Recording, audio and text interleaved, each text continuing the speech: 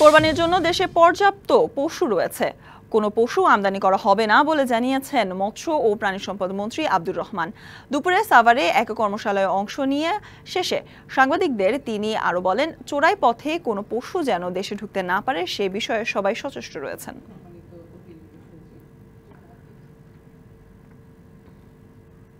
প্রস্তাবিত বাজেটে জমি ও ফ্ল্যাটে বিনা প্রশ্নে কালো টাকা বা অপ্রদর্শিত অর্থ বিনিয়োগের সুযোগ দেওয়ার সিদ্ধান্তকে বাস্তবসম্মত ও সময় উপযোগী বলে জানিয়েছে আবাসন ব্যবসায়ীদের সংগঠন রিহ্যাব। দুপুরে রাজধানীতে সংবাদ সম্মেলনে ফ্ল্যাট নিবন্ধন ব্যয় কমানোর দাবি জানিয়েছে সংগঠনের সভাপতি।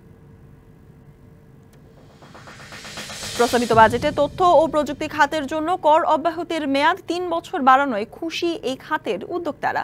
খাতটিকে আরও এগিয়ে নিতে নীতিগত সহায়তা দেওয়ার দাবি জানান তারা। দুপুরের সংবাদ সম্মেলনে স্মার্ট বাংলাদেশ বিনির্মাণে কর অব্যাহতি ভূমিকা রাখবে বলে জানান বেসিস নেতারা।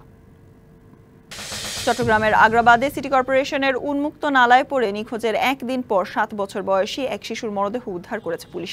সকালে আবিদার পাড়া এলাকায় বড় নালা থেকে তার মরদেহটি উদ্ধার করা হয়।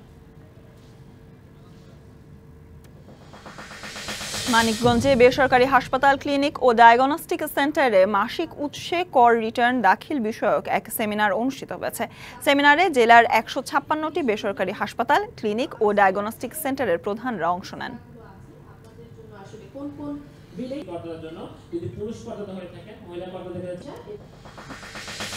পাবনার সুজানগরে ঐতিহ্যবাহী গাজনার বিলে কচুরিপানা অপসারণ কর্মসূচির উদ্বোধন করা হয়েছে।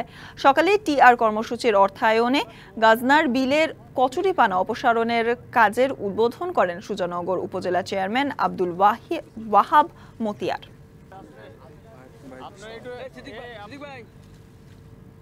নগদে ৫০০ টাকা বা তার বেশি পেমেন্টে পেতে পারেন ঢাকায় জমিসহ ২০ কোটি টাকার পুরস্কার।